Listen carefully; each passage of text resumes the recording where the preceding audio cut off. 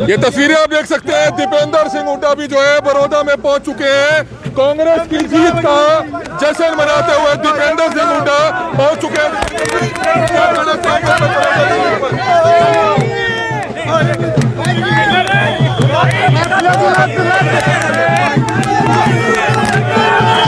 ये आप देख सकते हैं दीपेंद्र का आशीर्वाद लेते हुए इंदु सिंह नरवाल कांग्रेस के उम्मीदवार। तस्वीरें आप देख सकते हैं बड़ौदा उपचुनाव की, जहां पर दीपेंद्र सिंह हुड्डा पहुंचे हैं और किस तरह से आशीर्वाद लेते हुए दीपेंद्र सिंह हुड्डा का। ये तस्वीरें आप देख सकते हैं किस तरह से इंदु सिंह नरवाल को बधाई देते हुए अलग ही अंदाज में गले लगकर दीपेंद्र सिंह हुड्डा और बड़ौदा से कांग्रेस के जीतने वाले प्रत्याशी पैर छूकर आशीर्वाद लेते हुए।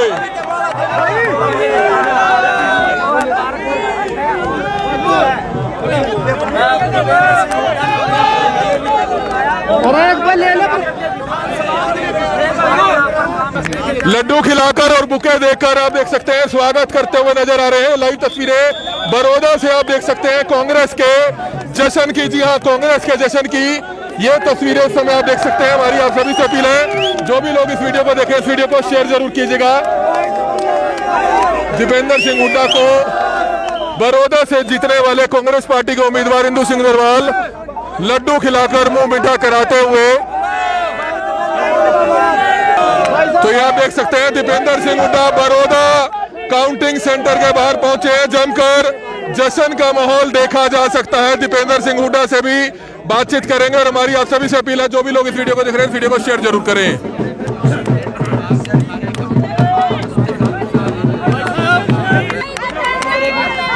एक बार ये अभी 5 मिनट सर्टिफिकेट लेने जा रहे हैं।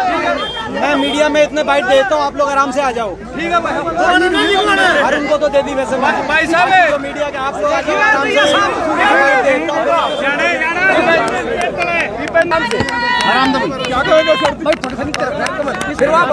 एक बार बहुत प्रेमती जी, एक बार रुक जाओ, बहुत मुबारक हो। एक बार आराम से देता हूँ, और भी कोई है तो आ जाए। क्या कहना चाहेंगे सर? ये एक दो पीछे रह गया,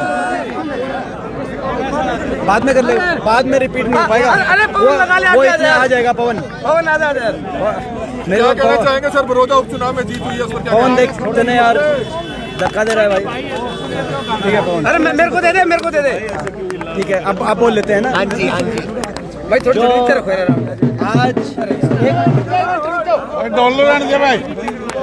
आज बड़ौदा विधानसभा क्षेत्र के मतदाताओं ने इस गठबंधन सरकार के खिलाफ अविश्वास एक प्रस्ताव पारित कर दिया है।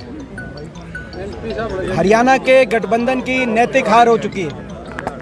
जो गठबंधन जन भावनाओं के को धोखा देकर जो गठबंधन बनाया गया था हरियाणा के अंदर, और आज से लगभग थोड़ा सा 1 साल से पहले जिस गठबंधन के इसी सीट पे दोनों के मिलाकर 70,000 से ज़्यादा वोट थे, उस पे वो चुनाव में उतरे। पिछले 6 महीने से सरकार चुनाव लड़ रही थी, कोरोना काल की वजह से लंबा चुनाव चला। इन 6 महीने में सरकार की तरफ से कोई ऐसी चीज़ नहीं थी जो सत्ता का दुरुपयोग सरकार ने ना किया हो। उसके बावजूद एक बड़े बहुमत के साथ हमारे प्रत्याशी को यहाँ से 36 बिरादरी बड़ौदा के मतदाताओं ने जिताकर चौधरी उपेंद्र सिंह हुड्डा जी के नेतृत्व को ताकत देकर, कांग्रेस को ताकत देकर एक बड़ा संदेश प्रदेश को दिया है। ये केवल बीजेपी जेजेपी का गठबंधन, 2 पार्टियों का गठबंधन नहीं था जिनके खिलाफ हम लड़ रहे थे। बीजेपी जेजेपी, शराब, पैसा, सिलेंडर, सूट, घी, 20 रुपए वाला टोकन है, चीनी के कट्टे, और अफसरों को, बड़े बड़े अफसरों को अपने गांव के अंदर बिठाया गया कि अगर तो आपको अगर कहीं ट्रांसफर पोस्टिंग चाहिए तो वोट दिलवाओ। हर तरीके सरपंचों के फोन टैप कराए गए। पिछले 6 महीने से सरपंचों को हर तरह का प्रलोभन देके काबू करने की कोशिश करी। 4 साल जिस सरकार के पड़े हों, बीजेपी, जेजेपी, दिल्ली और चंडीगढ़ की दोनों सरकारें, और दूसरी तरफ हम लोग केवल जनता के आशीर्वाद से लड़ रहे थे, और लोगों ने, छत्तीस बिरादरी ने इतना साथ और इतना आशीर्वाद दिया। हम लोगों का बहुत बहुत धन्यवाद करते हैं। और मैंने जैसे कहा कि आज बड़ौदा में ये जो चंडीगढ़ में बैठा अनैतिक गठबंधन है, उस अनैतिक गठबंधन के खिलाफ जनता ने अविश्वास प्रस्ताव पारित कर दिया है, जिसकी गूंज प्रदेश के कोने कोने में जाएगी। आपको लगता है मध्यावधि चुनाव होंगे इस जीत के बाद? इस जीत के बाद क्या चुनाव हो सकते हैं आने वाले समय हरियाणा में? मध्यावधि चुनाव, ये जीत हरियाणा की राजनीति में एक नया संदेश लेके, एक नया बदलाव लेके आएगी। लोगों ने एक बड़ा आशीर्वाद दिया है हमारे एक उम्मीदवार को, और एक ऐसे उम्मीदवार जो एक साधारण कार्यकर्ता, एक साधारण आम परिवार, एक आम किसान परिवार के घर से एक ऐसे साधारण कार्यकर्ता थे कि मुख्यमंत्री जी खट्टर साहब पूरे चुनाव में कहते थे कि उनको कोई नहीं जानता। मैं उम्मीद करता हूं कि अब वो विधानसभा में उनके साथ बैठेंगे, उनका भी नाम थोड़ा बहुत वो जान जाएंगे। और वो कहते थे इनको कोई नहीं जानता, और हमारे उम्मीदवार कहते थे कि हमारे साथ हुड्डा साहब का आशीर्वाद है, मेरे को आप जल्दी जानोगे। तो आज उनको, उनकी भी पहचान बनी है। तो ये जो जीत है, ये लोगों की जीत है, छत्तीस बिरादरी के जनता की जीत है। लोगों ने घमंड तोड़ा है। ये जो गठबंधन, अनैतिक गठबंधन, मैं इसीलिए कह रहा हूँ, बीजेपी की अलग वोट थी और जेजेपी ने वोट बीजेपी के खिलाफ ली, मगर जाके अनैतिकता के आधार पर गठबंधन बनाने का काम किया। जिस गठबंधन ने हरियाणा का इतना भट्टा बिठाने का काम किया, 6 साल में हरियाणा आज अर्थव्यवस्था चौपट हो गई। हरियाणा की बेरोजगारी, अपराध में देश में नंबर 1, और किसान को बर्बाद करने में कोई कसर नहीं छोड़ी। तो ऐसे में सरकार के खिलाफ ये अविश्वास प्रस्ताव जनता ने पारित करके अपना काम किया है। जनता ने एक विश्वास, हुड्डा साहब के नेतृत्व में कांग्रेस पार्टी में एक विश्वास व्यक्त किया है कि जनता की लड़ाई लड़ी जाए, किसान की लड़ाई लड़ी जाए, गरीब आदमी की लड़ाई लड़ी जाए, नौजवान जो आज बेरोजगारी की तरफ झोंक दिया गया है सरकार के द्वारा, उसकी लड़ाई लड़ी जाए, हरियाणा के अच्छे भविष्य की लड़ाई लड़ी जाए। तो मुझे विश्वास है कि उस लड़ाई को हम आने वाले समय में लड़ेंगे।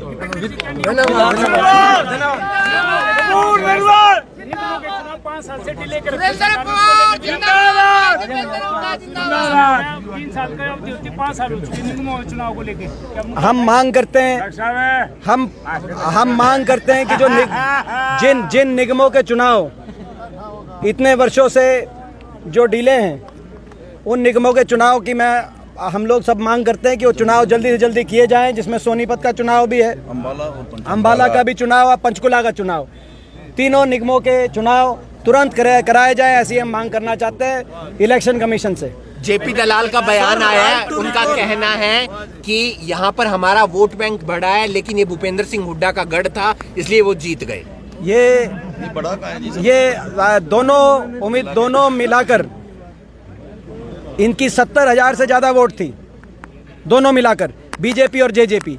उस 70,000 में आप शराब जो बटी, पैसा जो बटा, सिलेंडर जो बटे, जो घी जो बटा, जो अपना चीनी जो बटी, और क्या था भाई, सूट जो बटे, सूट जो बचे, और जो सरकारी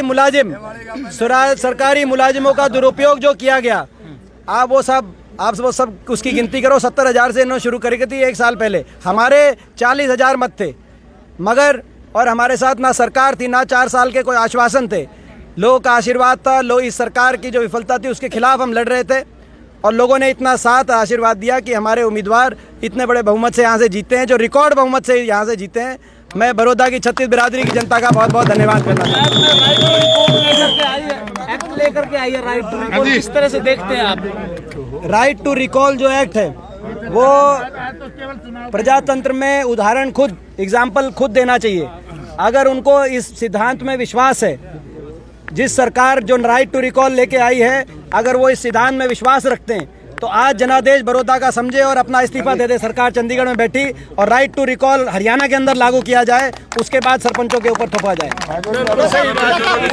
हमारे साथ दीपेंद्र सिंह हुड्डा, जिन्होंने कहा कि ये जो जीत है वो 36 बिरादरी की जीत है और लगातार मेहनत कर रहे थे, क्योंकि एक तरफ देखने को मिल रहा था कि उस दौरान जेजेपी हो या बात की जाए बीजेपी की 2019 के अंदर जो चुनाव हुए थे, दोनों के मिलाकर 70,000 से ज्यादा वोट आए थे, लेकिन यहां पर जीत हासिल हुई है 10,000 से ज्यादा वोटों से। और यहां पर इंदुराज नरवाल उर्फ भालू का जो है समर्थन करने के लिए पहुंचे, क्योंकि जीत उन्होंने हासिल कर लिया। उसके बाद इंदुराज नरवाल उर्फ भालू पहले भूपेंद्र सिंह हुड्डा के पास पहुंचे, उनका आशीर्वाद लिया, उनके पैर छुए और उसके बाद अपने भाई की तरह जो वो कहते हैं दीपेंद्र सिंह हुड्डा, उसके पास पहुंचे और उनसे भी उन्होंने गले मिलकर आशीर्वाद लिया और साथ ही साथ उस जनता का धन्यवाद किया है जिन्होंने उन्हें जीत दिलाई है, क्योंकि 10,000 से ज्यादा वोटों से उनकी जीत हुई है। और ऐसे में अब देखना ये होगा कि आगे किस तरीके से जो कांग्रेस पार्टी है वो इस जीत का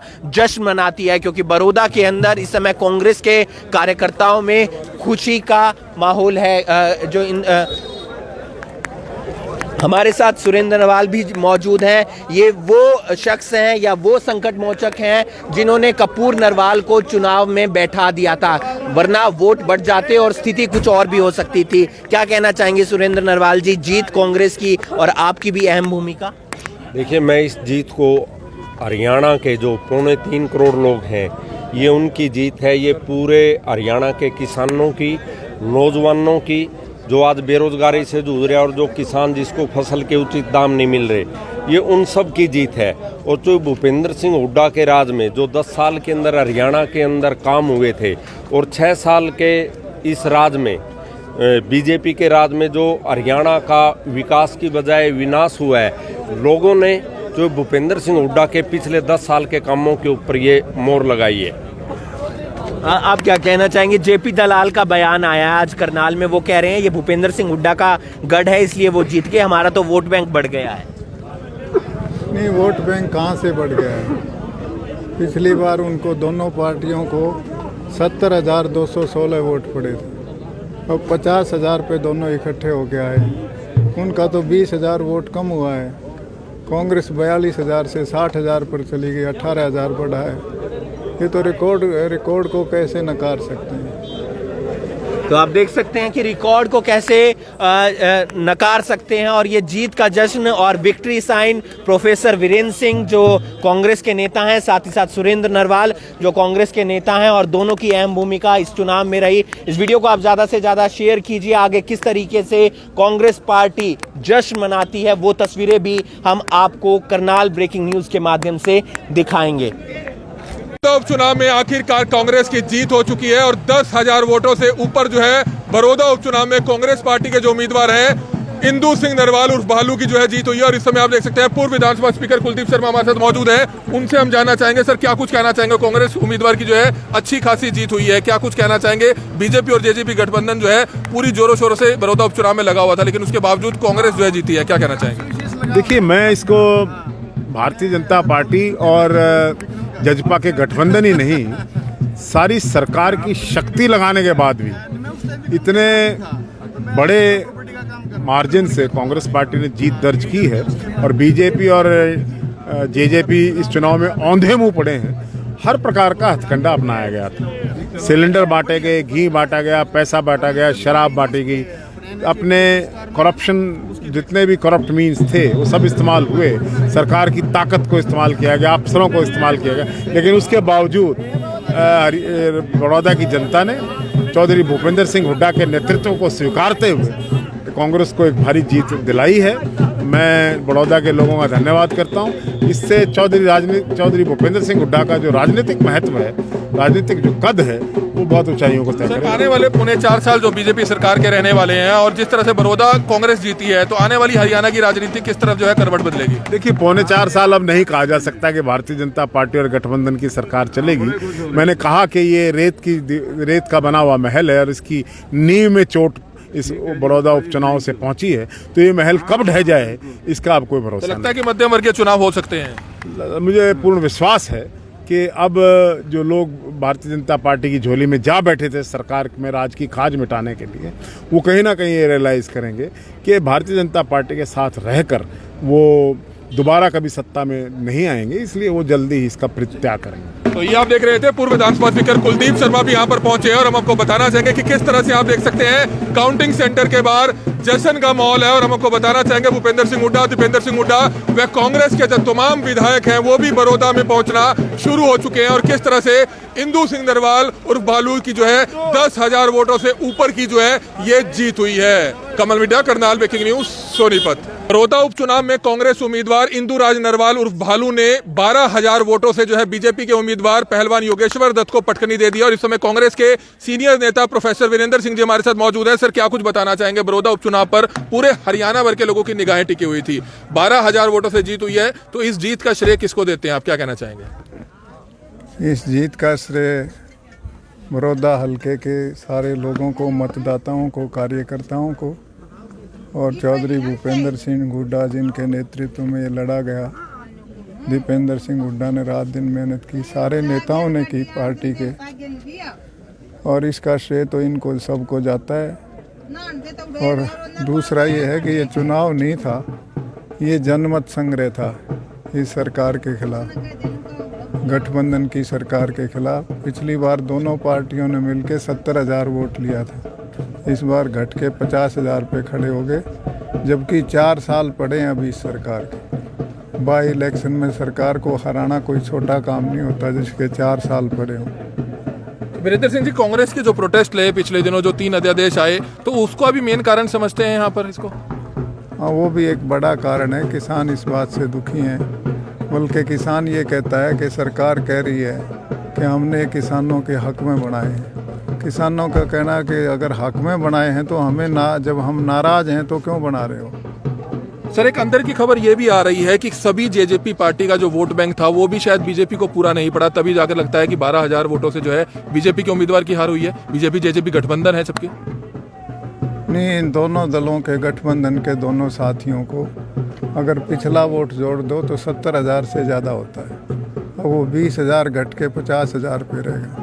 और कांग्रेस लगभग 18-20,000 वोट बढ़ी है।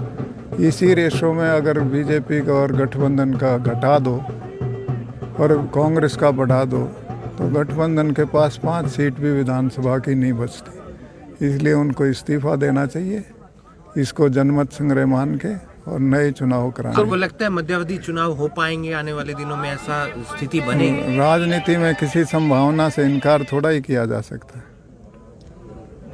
सर, मुख्यमंत्री समेत तमाम बड़े बड़े मंत्री और विधायक सभी जो है बड़ौदा उपचुनाव में पूरे जोर शोर से लगे हुए थे, और मुख्यमंत्री ने यह भी कहा था कि बड़ौदा जो है बीजेपी जीतेगी। हाँ, वो तो सबके सामने उनके दावे और परिणाम सबके सामने है, इस पर टिप्पणी करने की जरूरत ही नहीं। शुक्रिया जी। तो ये आप देख रहे थे कि किस तरह से कांग्रेस के वरिष्ठ नेता प्रोफेसर वीरेंद्र सिंह जो है कांग्रेस की जीत के बाद यहां पर पहुंचे हैं काउंटिंग सेंटर के बाद, और इंदु राज नरवाल उर्फ भालू की जो है हम आपको बताना चाहेंगे कि तकरीबन 12,000 वोटों से जीत हुई है। तो जुड़े रहिएगा आगे। भूपेंद्र सिंह हुड्डा और दीपेंद्र सिंह हुड्डा भी जो है गुहाना में पहुंच चुके हैं, उनसे भी हम बातचीत करेंगे। और हमारी आप सभी से अपील रहेगी कि जो भी लोग इस खबर को देख रहे हैं, इस खबर को ज्यादा से ज्यादा शेयर जरूर कीजिएगा। Kamal media, Karnal, breaking news, Sonipat.